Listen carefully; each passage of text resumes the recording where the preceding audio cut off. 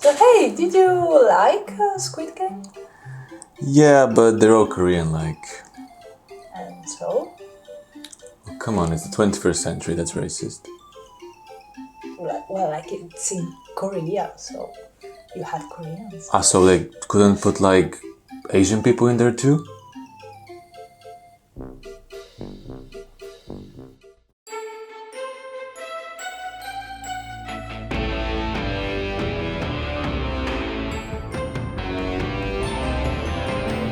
Hello and welcome to another episode of Feminist Destroys Feminist.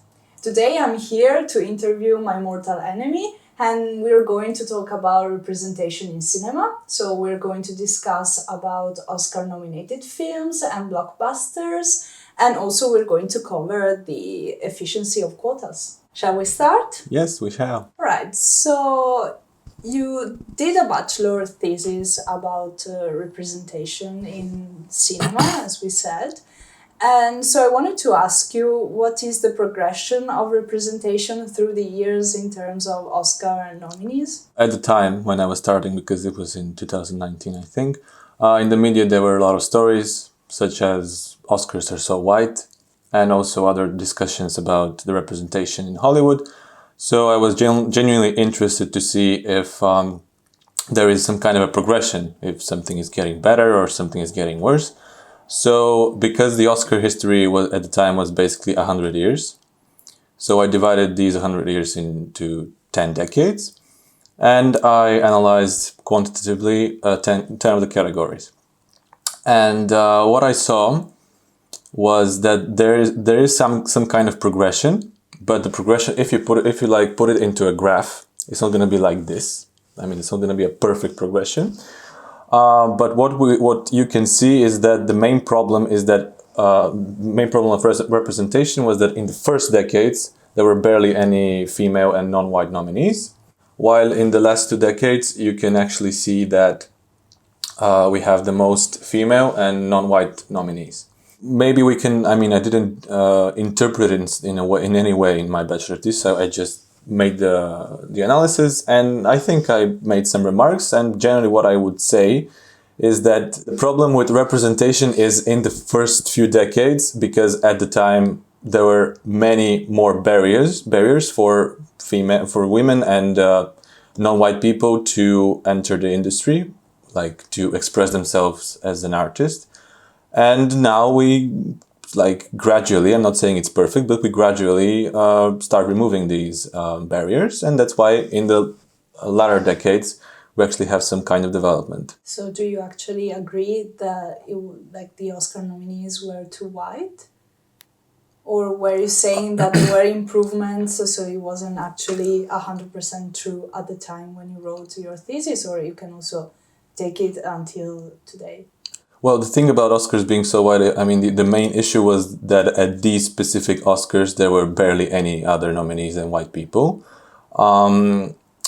So if you want to make an interpretation out of one event, it's hard and it would be wrong. But I think that it became such a media phenomenon because it was, for some people, it was basically a marker of the fact that certain groups weren't represented. What I would say is that obviously if we look at the data, at least when I was doing the bachelor's thesis, you can see that the representation is not reflecting society perfectly, or let's say the US, because the Oscars, we're talking about the Oscars, but we are going in that direction. Still talking about representation, which one do you think is more representative? Like the Best Picture nominees or the top grossing movies? So yeah, this was my second domain of analysis in my bachelor's thesis, because now I had some knowledge about how the Oscars were progressing in terms of representation, and now I wanted actually to compare, because in general, it's still a simplification, but if we want to make two groups of cinema, you have high quality cinema and you have a cinema for a mainstream audience. And in this case, we have the Best Picture nominees as high quality cinema, and the 10 top grossing movies these are the blockbusters. These are the movies that most people go to, which means it's made mainly for the mainstream audience. And if we don't go into actual detail, basically what I can say about this, because I made a lot of different comparisons between the categories. I mean, not categories in terms of nominations, but because we're talking about Best Picture nominees, I'm talking about the crew members, the cast members, on-screen and off-screen. And the Best Picture nominees are much more representative in mostly every category of cast and crew members. Maybe the one thing that is still some kind of detail. I mean, we can go through other details, but this is probably more important, is the fact that Best Picture nominees had more female and non-white male leading actors.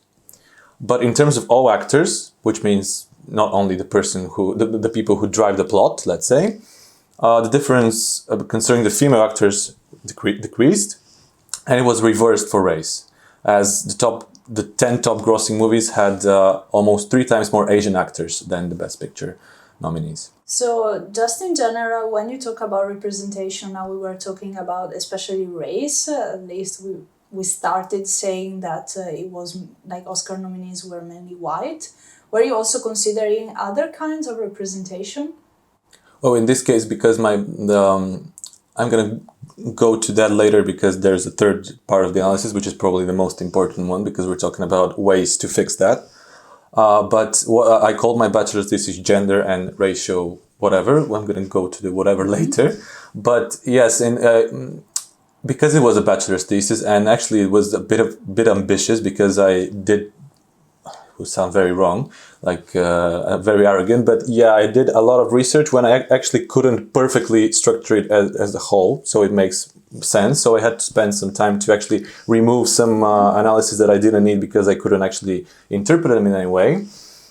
So yeah, I basically focused on men and women and racial differences, and of course in my bachelor's thesis, in the conclusion part, where you actually state the limitations of your paper, I said that yes, we need to also have other studies about the LGBTQ plus community, but my bachelor's thesis didn't cover that.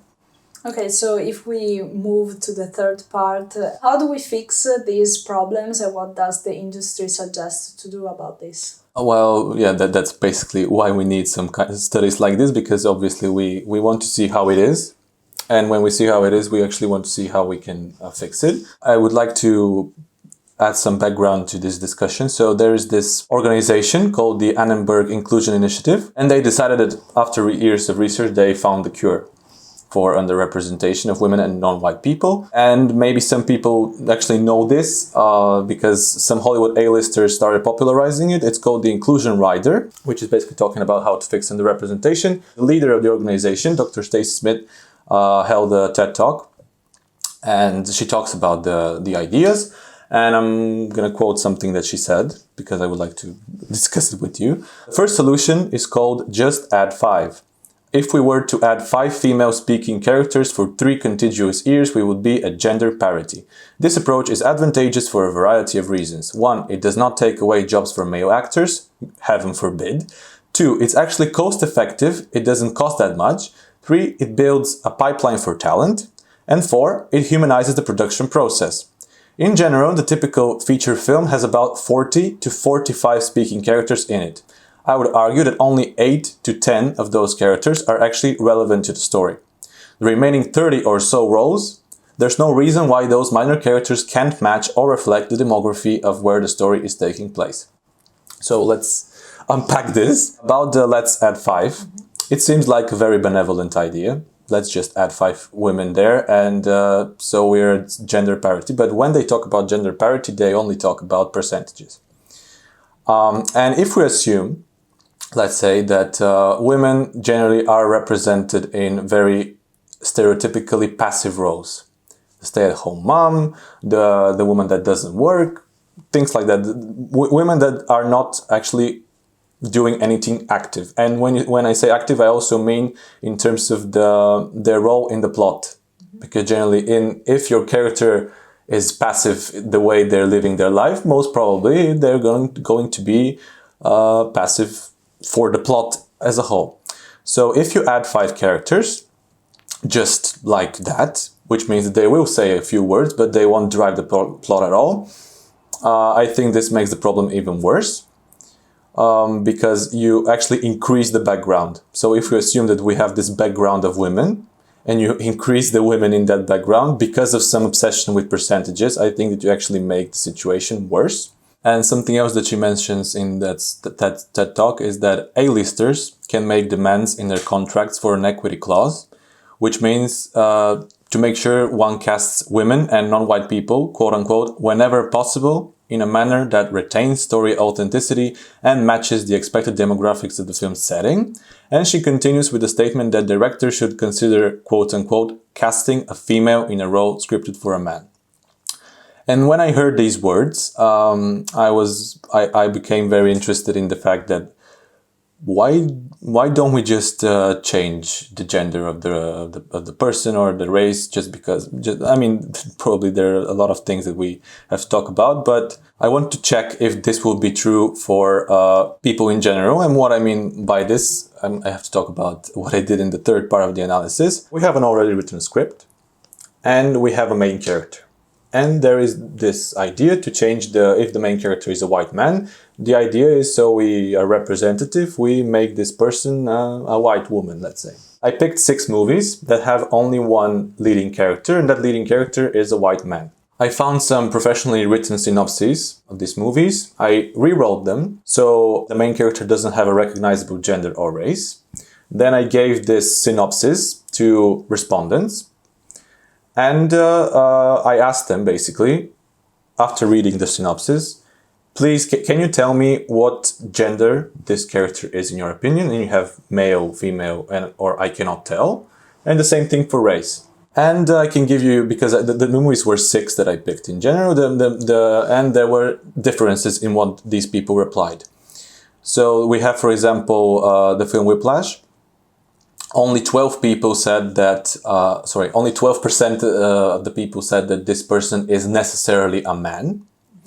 While we have the film Nebraska, where more than 50% said that this person is necessarily a man. And I also asked them for reasons why they think that. And the reasons for this person to be necessarily a man was that he has problems with alcohol, he trips over, things like that. So what these results fundamentally tell you is that people perceive some kind of gender-related markers. So the easiest thing to do is to say, well, yeah, they said that he's the person in the main character in Nebraska is a man because there is a stereotype that men are alcoholics.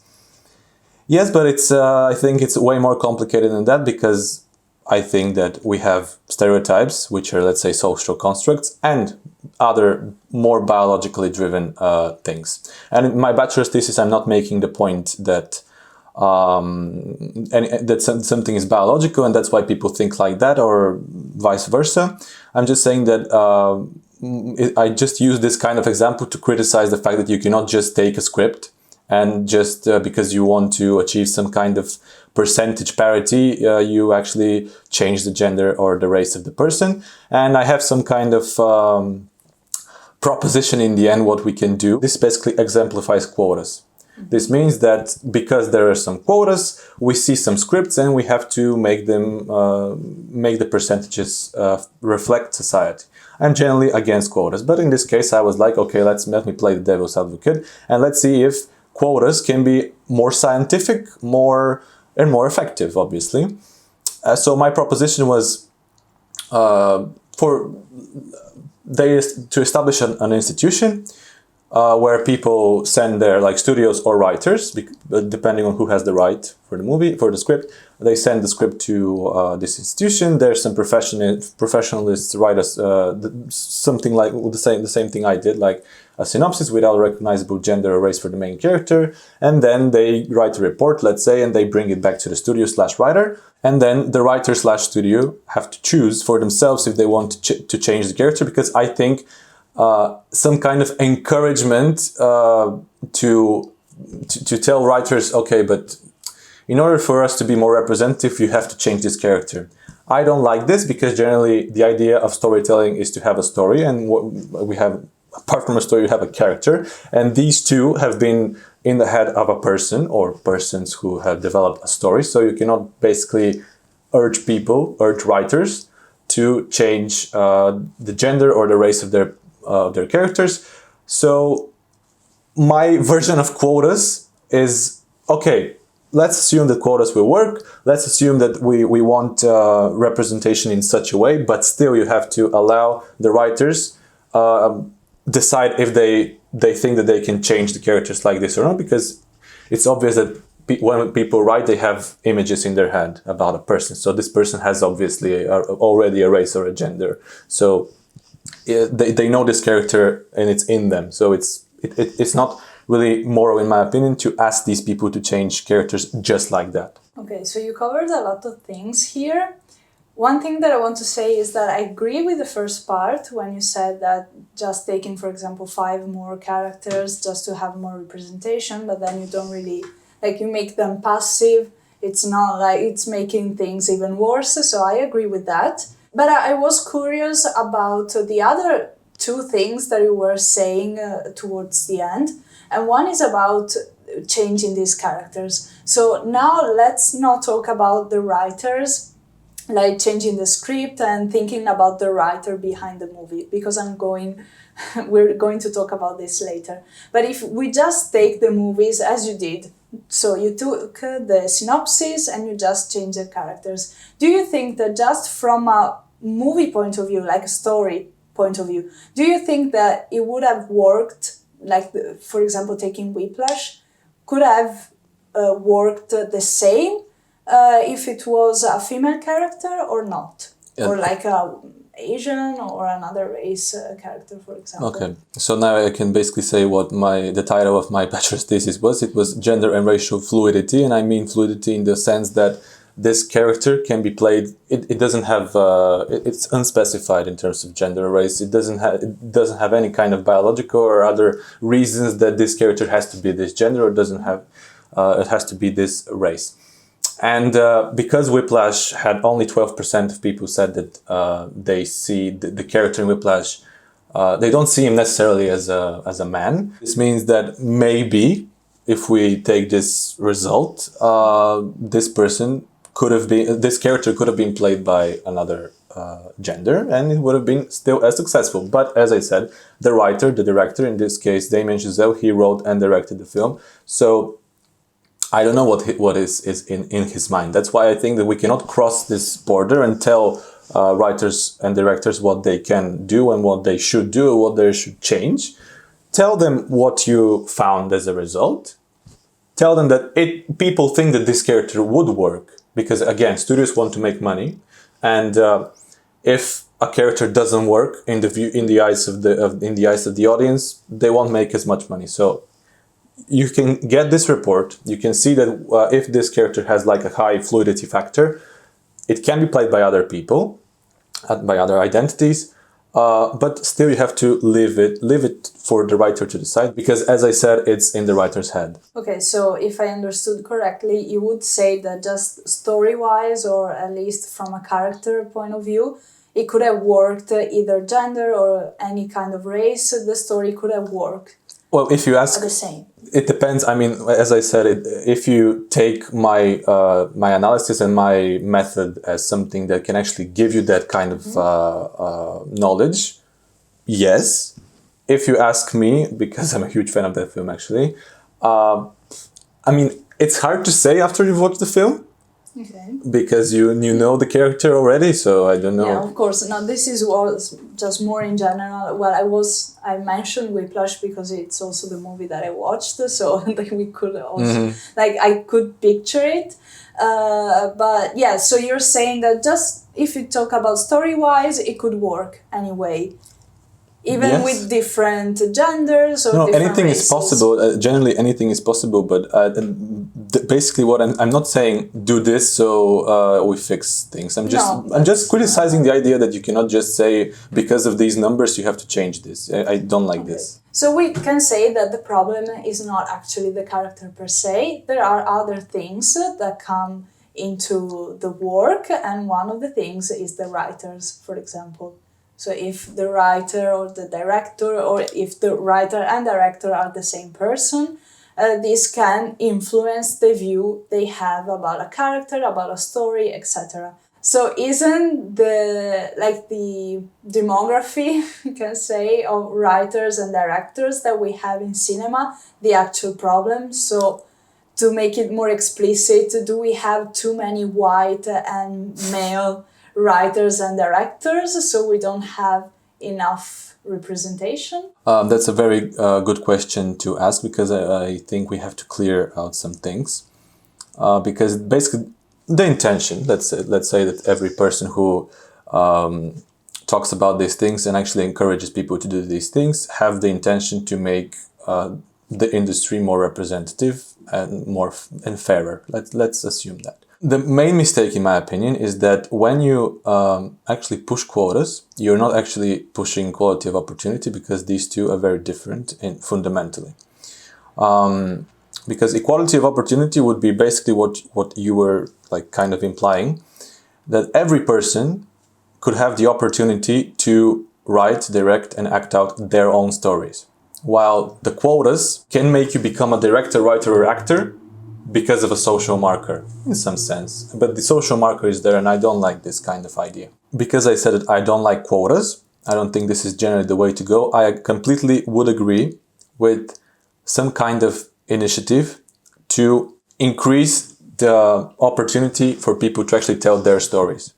I think this is the way to go. I wouldn't comment on the fact whether there are too many white directors or white actors. I cannot really speak about that. But if we want to, I mean, obviously, the representation in cinema doesn't reflect reality. And if we wanted to reflect reality, but still stay moral to the writer, the director, and all people in the crew, I think that we should start one step earlier, because quotas are one big step later.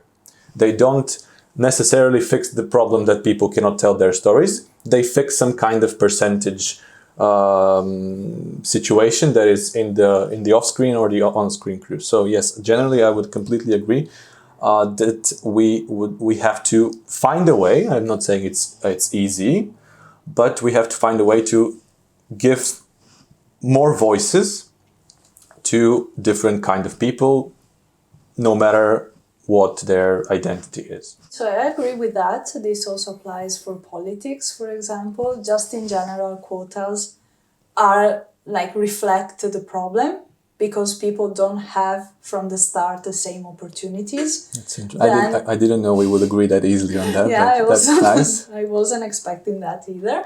But it's true that from the start people don't have the same opportunities, and so that's why we need quotas.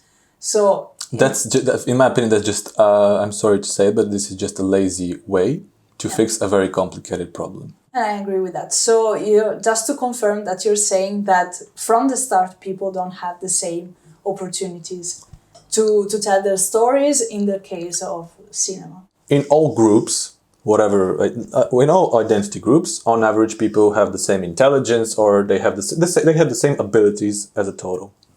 So if we have a society that has this amount, let's say 30% something, but this 30% is not reflected on screen, and it's 15%. This because people are equal on average in terms of capabilities, there is a problem there. And we can obviously assume social borders, social limits. We know certain problems that are still here. But I think that what the industry is doing right now, it's basically not facing the problem. It's kind of circumventing the problem and saying, okay, we fixed equality of opportunity now that we have quotas. And I would agree that because the reflection on screen is not the one that we actually have in society, this would mean that we have to make sure that the start for everybody is the same. So I agree with that. Before moving to talking about measures that we could take to increase this representation, I wanted to ask you two more things. One is still about quotas, because I totally agree that they aren't the solution. But at the same time, I'm wondering if they don't give at least a small opportunity to tell a story that without the quotas we wouldn't have. They might give more opportunity, but it's not natural. it would be natural if you face the problem from the start.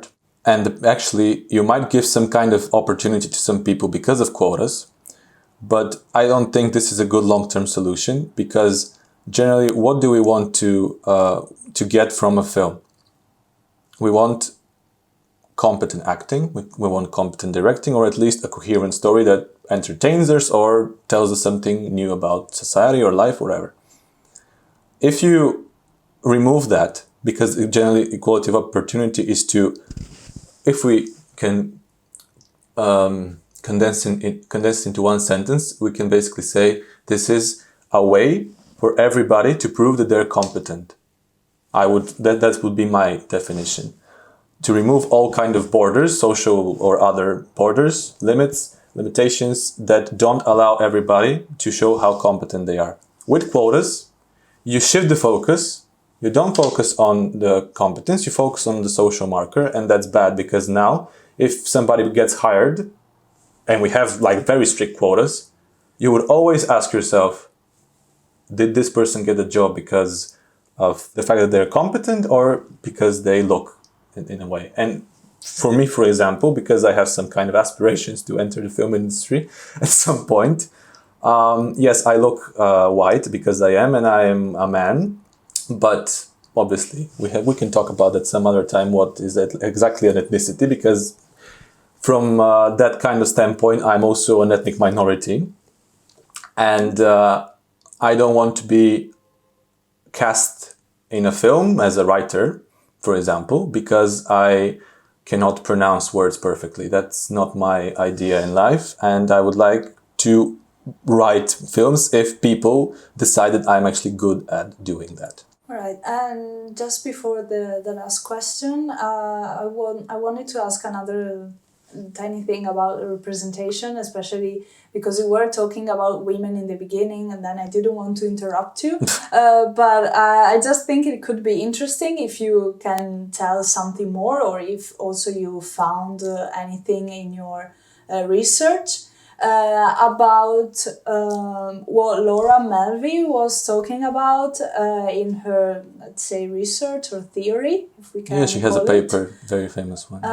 in which she was talking about the representation of women in particular in the 70s and 80s, if I'm not wrong, in which she said, let's see, first of all, if we have women in the story, or at least the speaking women who have lines, and also if they're interacting to each other, or if they're only talking with men, and also what are the topics of their like discourses and speeches. So are they only talking about men, or are they also talking about other things? So do you know, of course you know something about that, so I wanted to ask you if you can say anything, and also if you think that there has been some improvement. I think the answer is quite clear, but like if you can develop that.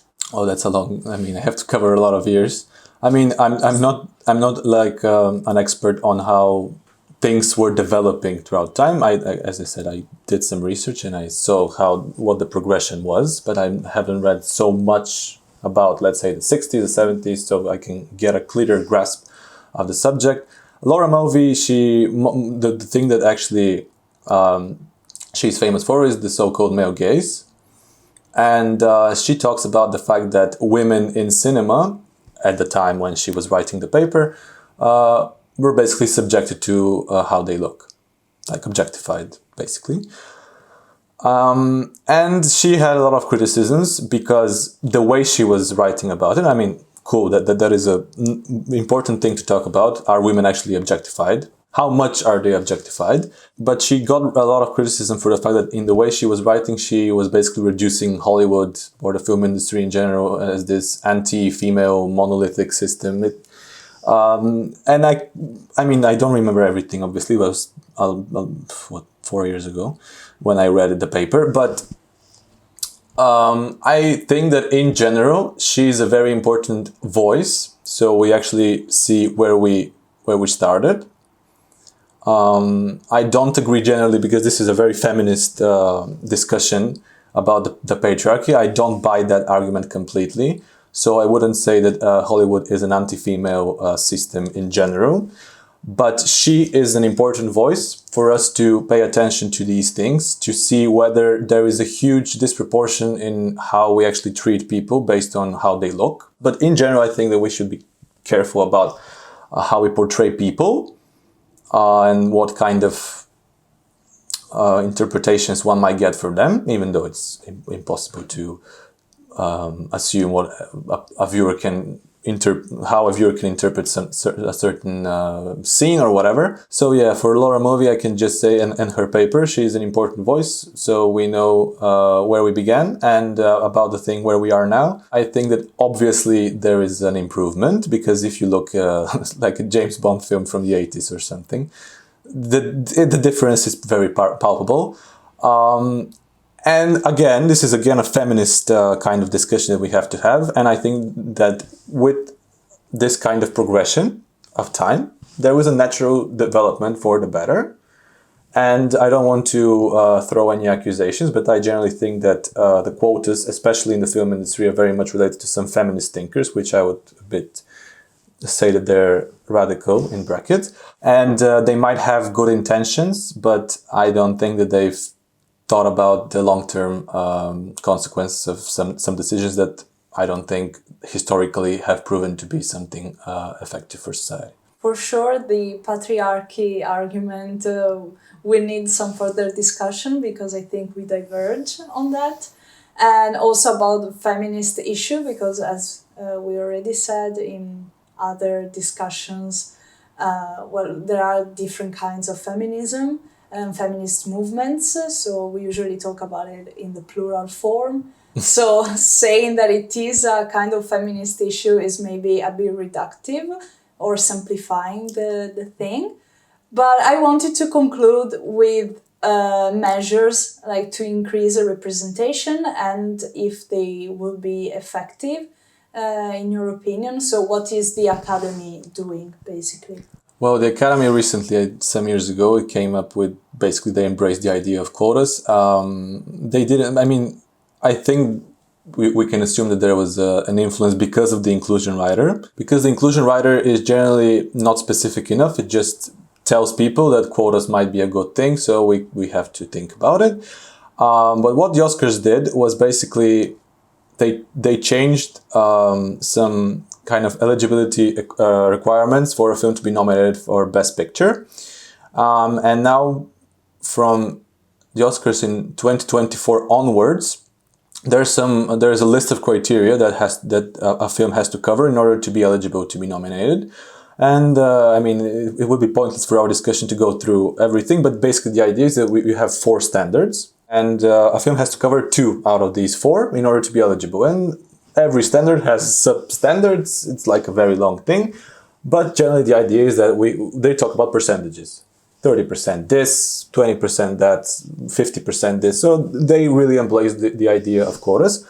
And I think this is a mistake, because in this way you increase the demand for social markers. Then you actually make sure that you increase the demand for competence by actively removing social barriers, impairing equality of opportunity. I think that it is also a mistake because you think that by doing that, you actually fix equality of opportunity. You don't. You actually take another direction, which might be absolutely counter to what you were actually trying to do. And I also think this is a mistake because in this way you divide people into groups, when what makes a good film isn't what it says on your passport, is how much voice you've been given and how competent you actually managed to make your project based on the freedom you had to accomplish something that is worth seeing. So I think that was everything. This is for sure an interesting discussion that could lead to an even broader discussion. Yeah. I thank you all for watching or listening, and see you in the next episode. Bye.